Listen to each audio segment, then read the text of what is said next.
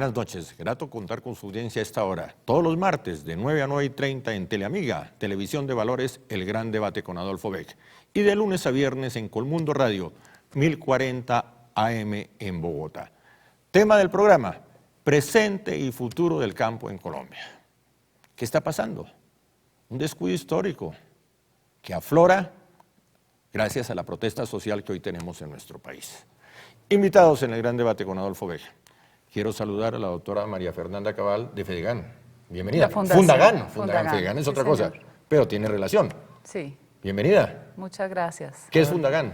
Es la fundación de Fedegan que se fundó con el propósito de recoger la memoria histórica de las víctimas ganaderas y también de extender la mano solidaria a los programas sociales del campo. ¿Y por qué no se amplía un poco el panorama y se habla de las víctimas en general, solo las víctimas ganaderas? Por ser del gremio, por ser la actividad gremial, básicamente. Bienvenida, doctora María Fernanda. Gracias. Mi saludo al doctor Darío Blandón. Muchas gracias. Las comunidades negras en este programa.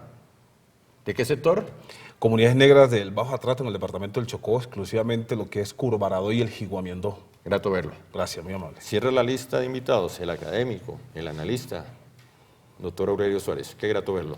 Adolfo, mil gracias por su gentil invitación al doctor Darío y a la doctora Cabal. Un saludo especial a todos. Vamos al grano. ¿Qué está pasando? Bueno, yo creo que hay causas estructurales y causas coyunturales de la crisis del agro. Empecemos por las estructurales, si usted quiere. A ver, en Colombia el campo realmente nunca ha sido, no es que el campo estuviera muy bien y se esté dañando. ¿Sí? El país nunca ha logrado desarrollar un proceso agrícola de verdad sólido, aunque en el año de 1990 el 90% de las demandas de productos agropecuarios en el país provenía del agro colombiano. Y un campo que venía más o menos con una mezcla de economía campesina, alguna economía moderna y por supuesto grandes latifundios también, recibió como golpe de gracia la apertura económica y la aplicación del libre comercio en el país. El balance no puede ser peor. Vea usted, Adolfo, que hoy el país importa 10 millones de toneladas de productos del ámbito agropecuario. Estamos hablando de que en Colombia, y perdóname si me alargo un tris, estamos importando toda la cebada, todo el trigo, el 90% de la soya, el 90% del algodón, el 90% del sorgo, el 75% del maíz, todo el garbanzo, toda la lenteja, toda la arveja seca. Y ya viene un diluvio de leche, en el caso de los tratados de libre comercio, especialmente con el de la Unión Europea. Estamos hablando de que en Colombia el 75% de los trabajadores rurales no devengan el salario mínimo y que los indicadores de pobreza en el campo han venido creciendo. Incluso en este gobierno, el último informe, en términos de indigencia y en términos de pobreza rural, se incrementó. Puede que en el contexto nacional haya disminuido algunos porcentajes, algunos decimales de porcentajes, pero en el caso de la indigencia y en el caso de la pobreza rural se incrementaron. Entonces tenemos un campo perfectamente arruinado, nunca logró tener ser un sector sólido en la economía y al final de cuentas terminó en lo que le estoy describiendo. Gracias. ¿Por qué llegamos a ese punto, doctora María Fernanda? Porque yo estoy de acuerdo con el doctor Aurelio en cuanto a que las políticas públicas referentes al sector agropecuario han sido siempre de mucha propaganda y en su nivel de ejecución muy bajo. O sea, la deuda que se tiene con el campo colombiano viene de muchísimos años. Es un campo que no tiene ni siquiera la infraestructura mínima para ser competitivo, ni siquiera en su propio mercado interno, no hay por dónde sacar los productos. Y si a eso se le suma la violencia rural histórica, que también ha marcado unas falsas premisas dentro de lo que hoy en día se analiza de qué pasó, de cuáles fueron los problemas, y que terriblemente es el punto de partida de la Agenda de La Habana. Yo veo que terminó este gobierno atrapado en la Agenda de La Habana con un campo que ya venía pauperizado, con una violencia que ha sido leída de mala forma, con un mal diagnóstico, donde la mayoría de los productos, como bien dice el doctor Aurelio, se importan, donde la calidad de vida del sector campesino es paupérrima, donde prácticamente cada vez se vuelve el sector más alejado de lo que la sociedad moderna ofrece hoy como sociedad de bienestar. Esas falsas premisas, ¿por qué no me concreta? Mire, yo hablo de falsas premisas porque a raíz de todo el ejercicio que se ha hecho en 5 años en Fundagán de recoger la memoria histórica de víctimas ganaderas desde la fuente directa de los mismos ganaderos, no desde lecturas que hacen intelectuales o que hacen unas personas que de oídas escucharon lo que pasó. Lo que se puede escuchar, lo primero que nosotros registramos es violencia desde los años 70, incluso con el M-19, y de ahí empiezan distintos actores. Y llega un momento en que confluyen todos en el 2002. La falsa premisa es que aquí siempre el tema de la tierra ha estado ligado a premisas del Partido Comunista, a que la tierra era precisamente lo que daba el cambio y la tenencia de la tierra era lo que hacía las diferencias sociales. Y todavía las FARC no se han movido de ese anacronismo. O sea, a mí me da risa porque creen que hoy todavía hay terratenientes y creen que es que los terratenientes eran los que salían con escopetas a matar campesinos. Esa no ha sido la relación tradicional en el agro colombiano. Hoy en día la riqueza está en el sector financiero. ¿Por qué las FARC no se refieren al sector financiero? ¿Por qué sigue la premisa de la tierra siendo un gran mito cuando no lo es? Gracias, doctora María Fernanda. Doctor Darío Brandón, su lectura. Perfecto. Lo que manifiestan mis antecesores, yo tengo que agregar algo muy importante y es el tema de la irresponsabilidad del Estado. El Estado es irresponsable en el tema agro, en el tema del campo. Pues uno lo vive como comunidades que vienen de la provincia y encontramos que el Estado no le presta la mayor atención al tema del agro, a sabiendo que yo creo que Colombia, en especial las comunidades negras, que establece el artículo 55 transitorio de la Constitución Política de Colombia, que le da vida a la Ley 70 del 93, y de allí el convenio 161 de la OIT, están hablando precisamente del tema territorial. Y yo creo que Colombia, las comunidades negras, las comunidades indígenas, lo que llaman las minorías étnicas, tienen todos los elementos para desarrollar el campo, con una participación, con un compromiso, pero con un compromiso real, que las instituciones competentes del Estado de verdad le apunten al desarrollo del campo, que no se vengan a politizar con temas ideológicos a las comunidades, porque eso es lo que le está haciendo un gran daño a las comunidades. Gracias, doctor Darío Brandón. ¿Tiene usted suficientes elementos para el debate, doctor Aurelio Suárez? Sí, yo creo que hay que hacer algunas precisiones frente a lo que se ha dicho acá. Colombia tiene uno de los regímenes de distribución de tierra más desiguales del mundo. Ahora, que uno justifique la violencia por eso o no es otro asunto, pero el hecho real, el hecho cierto, es que en Colombia el 0,4% de los propietarios que tienen más de 500 hectáreas tienen el 65% de la tierra. Y el 85% de los propietarios que tienen menos de 20 hectáreas no tienen a duras penas el 9% de la tierra. Mire, este dato es importante, Adolfo. Entre el año de 1996 y el año 2003 se incorporaron al catastro rural 30 millones de hectáreas. Esos 30 millones de hectáreas, 28 millones y medio, se incorporaron a propiedades de más de 500 hectáreas. Luego en Colombia hay un problema estructural, pero incluso más grave todavía que esto. Es lo que viene haciendo el gobierno del presidente Santos.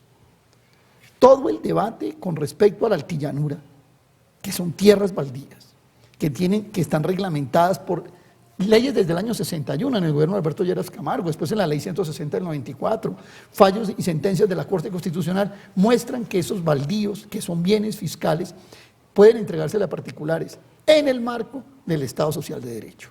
Desde que el presidente Santos se postuló como candidato, tanto en su programa de gobierno, como en el plan de desarrollo, como en 3 intentos, con uno que va a hacer ahora, lleva a quitarle esos baldíos esa función social que tiene y a legalizar el acaparamiento de las tierras de grandes grupos económicos internacionales y nacionales que, no contentos con esa distribución que estoy señalando, van digamos, echarle muela a otra cosa más. En este gobierno del presidente Juan Manuel Santos se está haciendo el intento por consolidar la más grande contrarreforma agraria de la historia de Colombia. Concrete, doctor Aurelio Suárez, ¿quién está justificando la violencia en esta mesa de trabajo? No, yo no digo que nadie la justifique. Dice la doctora Cabal que las FARC y otros grupos alrededor del tema de la tierra, nosotros, porque es bueno precisar, en este país la violencia por la tierra no comenzó en los años 70, comenzó desde la década de los 40 y 50. ¿Sí? Todo el mundo lo conoce, pues, qué obedecieron realmente, incluso en esa época eran guerrillas liberales, ¿no? ¿Usted se acuerda de Omar Aljure, Guadalupe Salcedo, etcétera, etcétera? O sea, pero no digamos que ese sea un punto central de la discusión. Yo sí creo que en Colombia hay un problema estructural, pero más grave que ese problema estructural es lo que está haciendo actualmente el presidente Santos. ¿Y la violencia? Hombre, yo no creo que la violencia sea la explicación del mal del campo. Yo creo que esas violencias han sido consecuencia de esto que ha pasado acá, lo cual no quiere decir que yo las justifique, por supuesto. Doctora María Fernanda. Ni de un lado ni del otro. Gracias. Sí, cuando yo hablo de los años 70 son las cifras que yo tengo de testimonios de mis fuentes. Obviamente el proceso de despojo empezó sobre todo en el Tolima, donde nace las guerrillas comunistas, después antes liberales, que se convierten y empiezan a ejercer su influencia en toda esa región, en el norte del Cauca, ya se van pasando a la parte del Huila, Cundinamarca. Toda esa historia que está muy bien documentada demuestra que existía todo un andamiaje ideológico por el cual se justificaban las formas de lucha, independiente de que uno esté de acuerdo o no. Fue un patrón que se sucedió.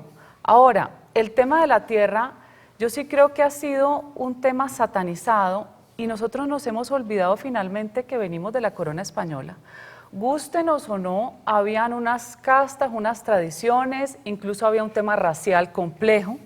Y cuando uno viene de ese origen, uno tiene que entender cuál ha sido el desarrollo y también por qué sucede en unas regiones y no en otras. A diferencia de lo que usted dice de la concentración de la tierra, yo creo que ese es un estudio que se tiene que hacer más de fondo regionalmente, porque si uno habla de concentración en el llano, en una tierra improductiva, es distinto a concentración en el Valle del Cauca o en el Tolima en una tierra productiva. Nosotros, por ejemplo, como familia vallecaucana, creo que no nos quedará tierra ni en las uñas. Igual pasa con las familias del Cesar, que fueron antiguos terratenientes 2 generaciones arriba. O sea, es tierra que se ha ido dividiendo, no solo por familia, sino porque ya no es negocio, pero además súmele la violencia. Todas las invasiones de tierra que se dieron en el campo colombiano, que depredaron a grandes ganaderos que en ese momento tenían, eso sí, la mayoría del dominio de la tierra. Eso se perdió, eso se encoró. ¿En qué quedaron esos esfuerzos de políticas agropecuarias, sobre todo motivados por gobiernos liberales que creyeron que entregándole la tierra al campesino iba a poder producir, pero no le entregaban ni desarrollo tecnológico, no le entregaban ni carreteras, no le entregaban mercado? Y volvimos y repetimos la receta en este gobierno. Este gobierno le encanta sacar el trapo rojo liberal para decir que es revolución agraria, poner a todos los campesinos en contra de agricultores y ganaderos sanos y crear lo que es una falsedad, porque sigue concentrando arriba y sigue siendo un discurso de base. Terminan ustedes coincidiendo en la crítica al actual gobierno, pero el diagnóstico sí es diferente. Pues de pronto hay elementos que pueden ser diferentes. Cierre este tramo del programa, doctor Darío Blandón. Yo pienso que las cosas hay que llamarlas por su nombre. Yo pienso que la violencia sí ha sido un factor decisivo en el tema de las tierras. Para muestra un botón son las comunidades negras del Pacífico, las que establece el artículo 55 transitorio. Y en forma específica, en forma puntual, las comunidades negras de Curvará y Guamiana, que hoy reclaman el territorio porque ha sido una garantía ancestral que le da la Constitución Política de Colombia, lo que ha sido el pueblo negro desde la abolición o la emancipación de la libertad del pueblo negro. Y hoy encontramos grupos armados al margen de la ley, en especial las guerrillas de las FARC, a través de ciertas organizaciones no gubernamentales como la Comisión Intereclesial de Justicia y Paz, que está haciendo resistencia, pero una resistencia superflua en el tema de las comunidades negras, porque el derecho es de las comunidades negras. Entonces la violencia sí ha sido un factor decisivo en el tema de los territorios en Colombia. Después del corte, vamos con usted, doctor Aurelio Suárez. Ya regresamos.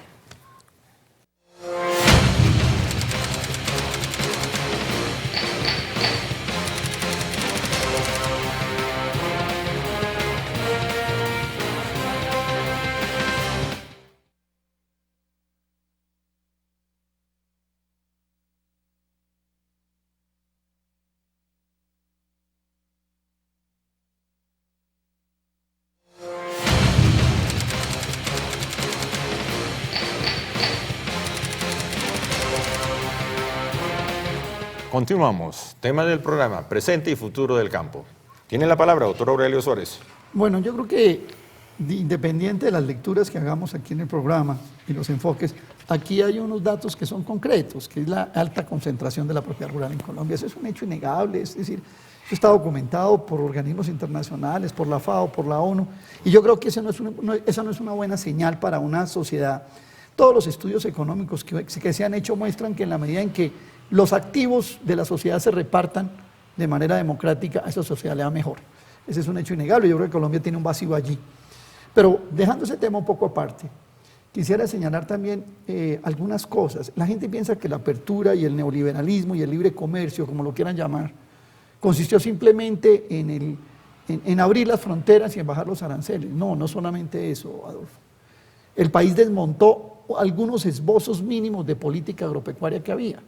Aquí había un instituto que se llamaba el IDEMA, que compraba con precios de sustentación y entregaba alimentos a quienes lo quisieran comprar. Ni siquiera a los pobres eran necesariamente a precios módicos. Aquí había un ICA dedicado a la investigación y a la ciencia y la tecnología. Aquí había un crédito de fomento para la agricultura y para la ganadería.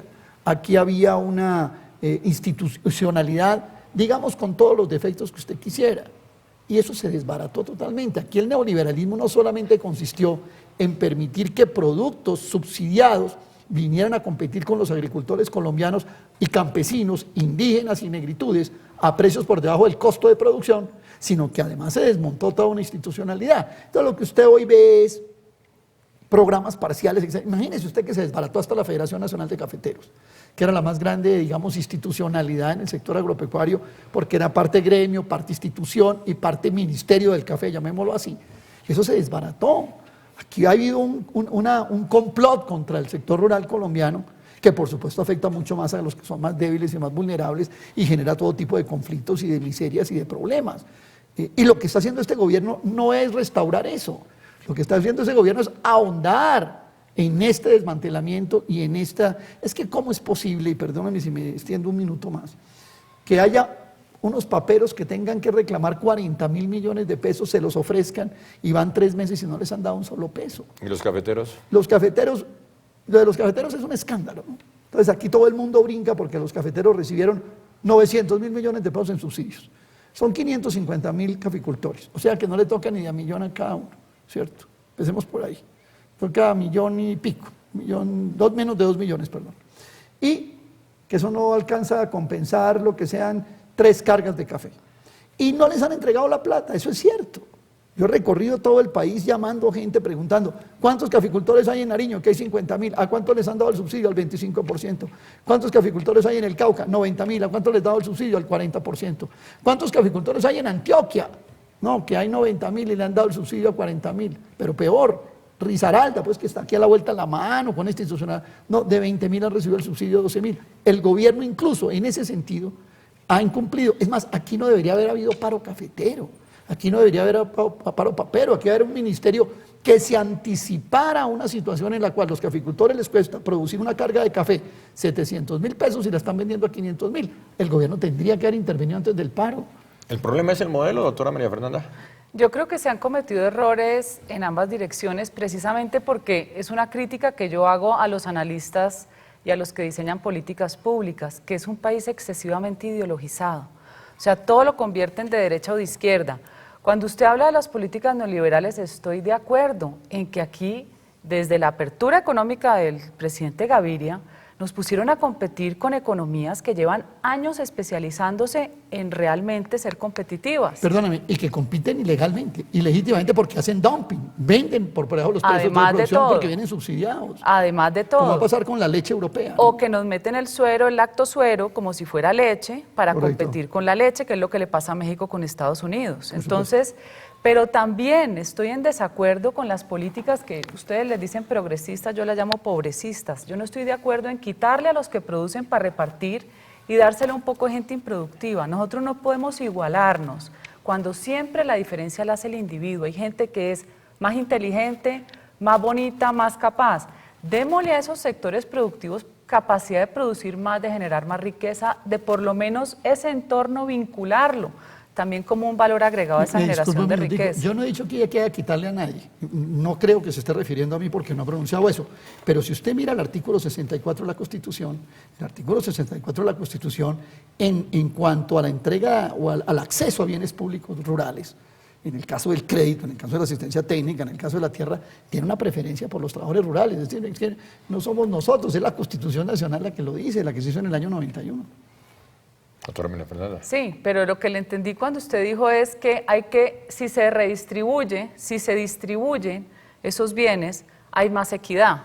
Yo creo que eso también es un sofisma. Usted distribuye y cuando usted genera es pura distribución de pequeños y pura pobreza, vuelve eso y se concentra. Tarde o temprano la gente lo deja. Pero incluso, doctora, lo que pasa es que ya no estamos incluso en el debate de distribuir o no distribuir. ¿Estamos en qué debate?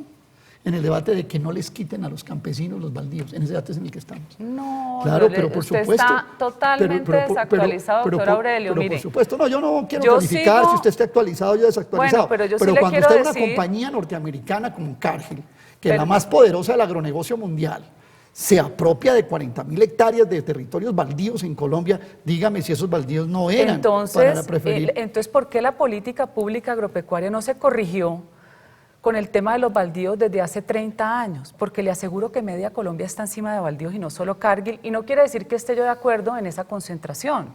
Los baldíos, hasta los mismos campesinos se asientan sobre baldíos. Aquí el problema es que se volvió para ellos. ¿Y quiénes son ellos? Los campesinos. El que no tiene tienen 35 tierra, hectáreas. Y si yo llevo 40 años y tengo 100, porque he acumulado 3, me las van a quitar. Mire, Es que ese es el pero desajuste que hay. sobre todo eso puede haber salida y discusión.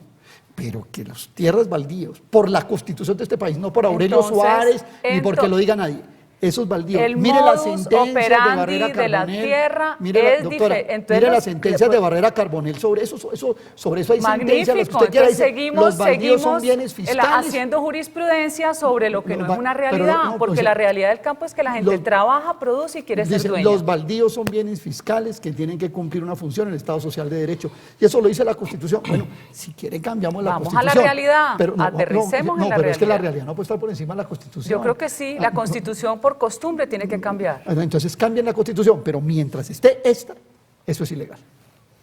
Esa no hay discusión. Doctor.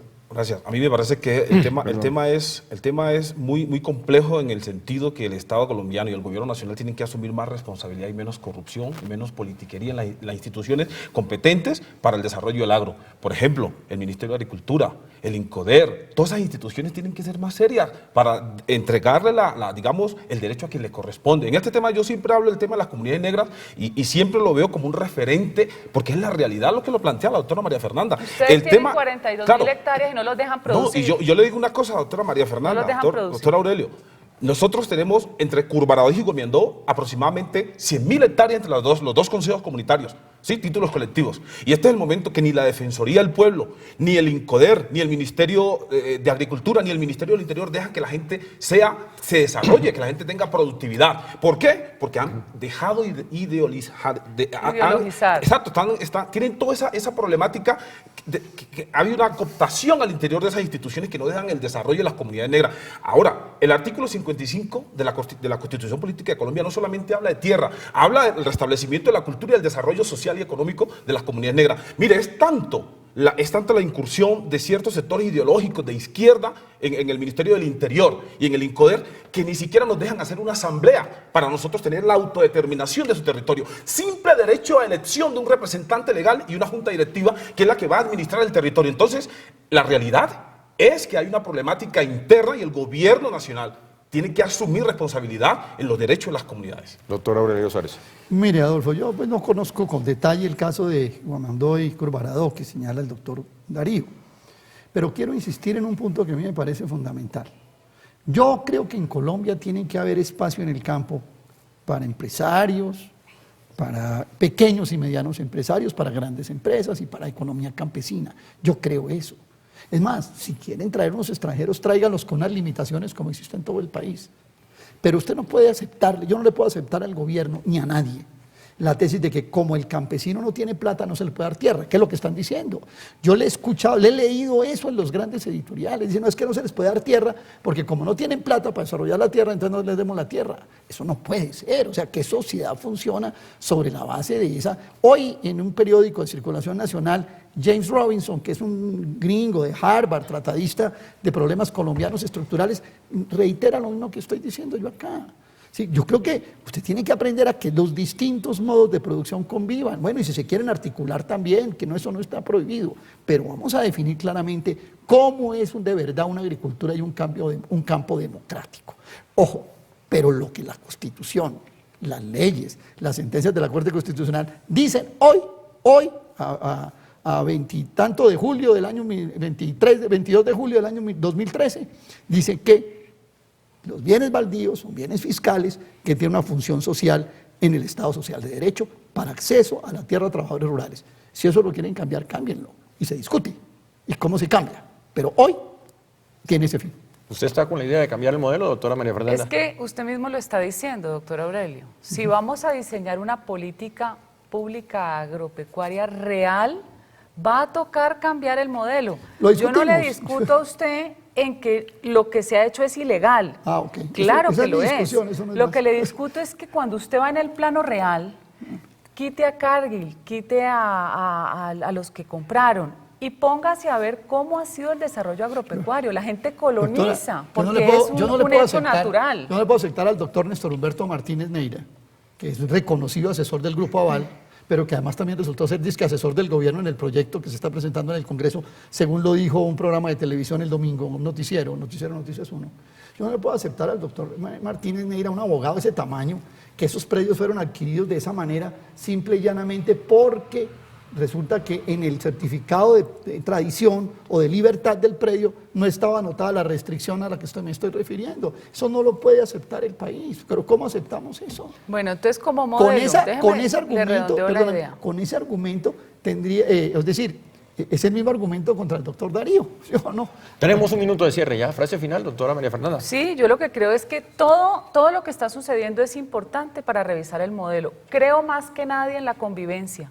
El chiquito no opera donde no hay un mediano o un grande que le tienda la mano. Creo en la asociatividad, campesino con tierra, generando Un pequeño detalle, doctor. El principal producto agropecuario en Colombia sigue siendo el café. 95% de los predios son menores de 5 hectáreas. Con eso no quiero decir que sea exclusivo, pero no venga a decir que lo pequeño no funciona.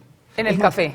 No, ¿En el café? En la agricultura. No en la Léase palma. los libros No, señor. de Jesús Bejarano sobre ese asunto. Termina el programa, Está señor. demostrada que la pequeña propiedad es más productiva por unidad. Termina el programa. Por unidad de área. Frase final, doctor Darío Blandón. Responsabilidad del Estado. Perfecto. Frase final, doctor Aurelio Suárez.